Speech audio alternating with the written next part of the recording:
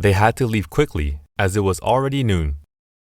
The caves are already trouble enough, but mining in an open ravine at night is like 100 times worse.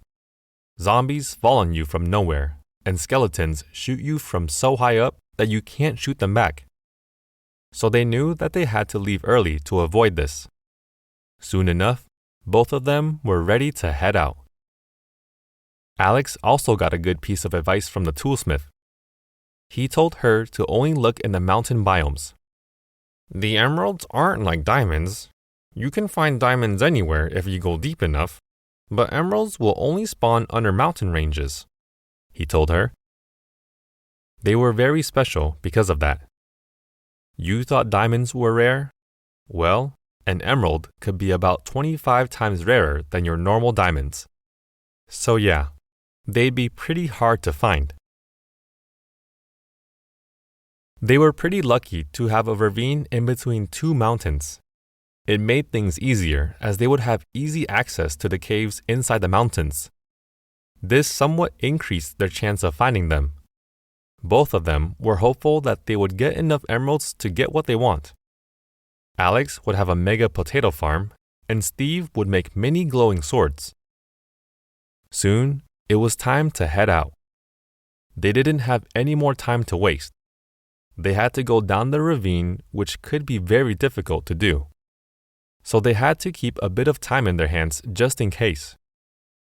Alex was looking prepared with her new shiny boots. Steve looked ready with his glowing sword in his hand. You all prepared?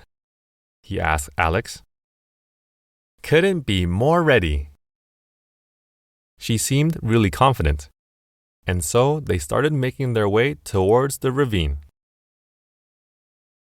It wasn't really that far away. It was at the base of the mountains on the left of the village.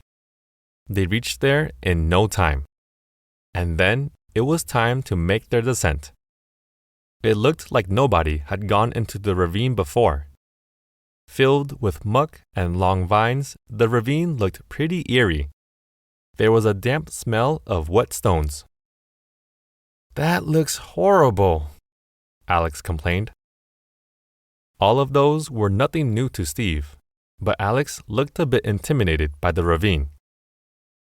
The vines were pretty helpful. They slowly climbed down the vines, and then, when they were low enough, they jumped into the water at the bottom of the ravine. They were pretty lucky that they didn't have to go down block by block, mining and placing one. It could have been like building a downward stairs, which might sound easy, but is everything except that. Thankfully, they didn't have to go through that tedious process. It was pretty dark at the bottom. Everything was covered in vines. Only little pockets of light were entering down there. There were many cave openings exposed in the ravine walls. The ravine itself was quite long, and it seemed like it could have a lot of ore in it. This meant that it would be quite helpful for Steve, as he could mine for irons and even diamonds if he gets lucky enough.